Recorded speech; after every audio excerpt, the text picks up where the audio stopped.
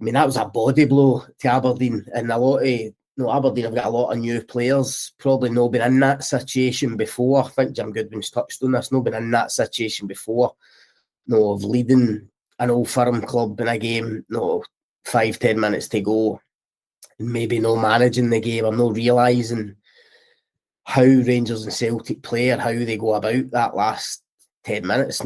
Just historically, they just don't stop. And I think losing the 2 goals in injury time, totally deflated Aberdeen on the night. And I think that will still be lingering going into Sunday. I mean, it's about how the Aberdeen players deal with that, I suppose. I mean, the positive for their point of view, if I was Jim Goodwin or the players, I'd be looking at that game at Pittodrie and thinking, for large spells in that game, we went toe-to-toe with Rangers and actually had a bit of control in the game, particularly in the second half. You consider the disparity in terms of what the players are worth, what the squads are worth.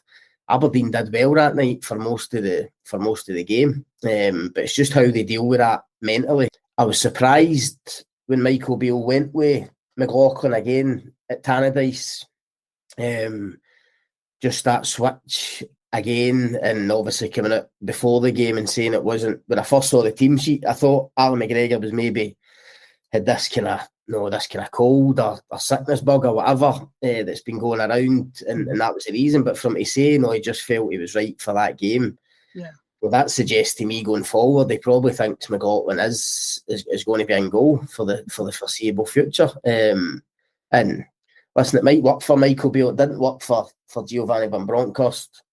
But me personally, I just think, I've said on here a million times, I just think Allan McGregor's, in all aspects of the game, Allan McGregor's a better goalkeeper than Jon McLaughlin. I mean, listen, there might be one or two wee things you could say, is McLaughlin maybe better with his feet?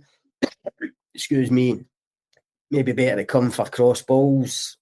I think you could debate those type of things, but purely as a shot stopper and as an all-round keeper, I still think McGregor's better, even at this age. So it's going to be interesting to see what happens for the rest of the season. What I will say, and I said this to you right at the very start, despite me backing McGregor, is that Rangers should have signed a goalkeeper last summer, and I'd be flabbergasted if Michael Beale doesn't sign one this summer. I mean, that has to be a number one priority come the summer when he is reshaping and kind of re-energising this team. I think a goalkeeper will be so high on his priority list.